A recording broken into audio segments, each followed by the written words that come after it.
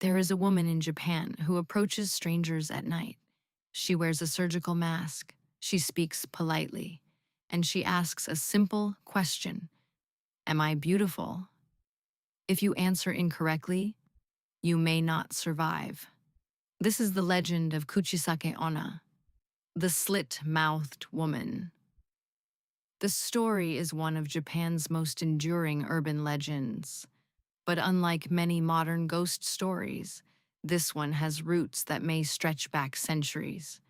Some researchers trace the origin to the Edo period, between the 1600s and 1800s.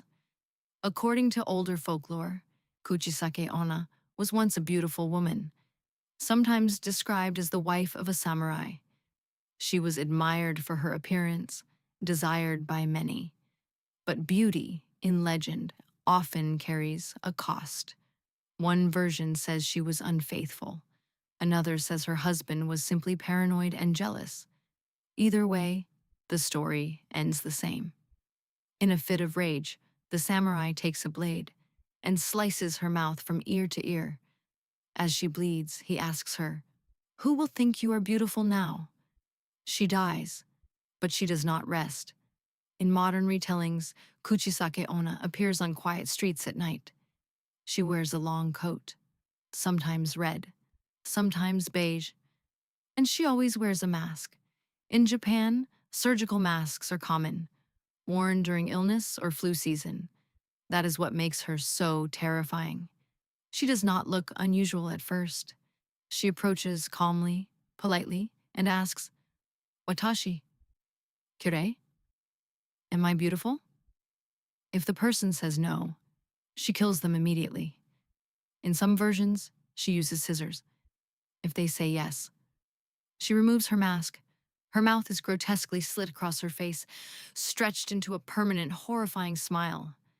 And she asks again, "Even now?" If you scream, she kills you. If you say no, she kills you. If you say yes, she may carve your mouth to match hers. The legend exploded in popularity during the 1970s. Across Japan, schools reported mass panic. Children claimed they saw her near school gates. Police received reports of a masked woman following students. In some towns, teachers walked children home in groups. Parents warned their sons and daughters not to travel alone. For a time, the fear felt real. Newspapers even covered the hysteria. But no confirmed attacker was ever identified. Some believe the legend reflects deeper social anxieties. Japan places strong cultural value on politeness and appearance. Kuchisake-onna weaponizes both. She forces you into a social trap. There is no safe answer, no polite escape. The legend also plays with fear of disfigurement and the fragility of beauty.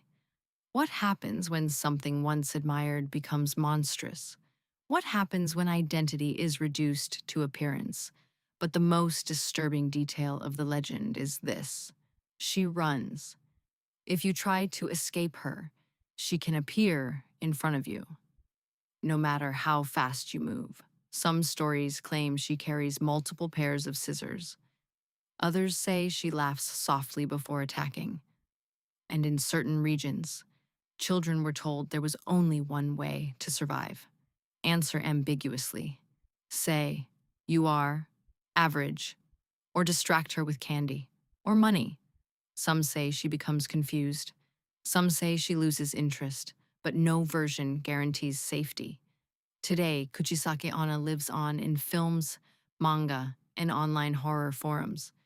She has become part of Japan's modern folklore identity, a bridge between ancient ghost stories and urban paranoia. But like all powerful legends, she survives because the scenario feels possible.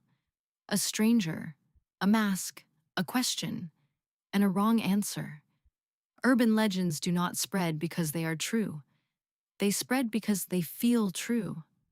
Because somewhere, late at night, walking alone under streetlights, you might see someone standing ahead of you, wearing a mask, waiting. And if she steps forward, and politely asks you if she is beautiful, think carefully before you answer. Because in her story, there is no correct response.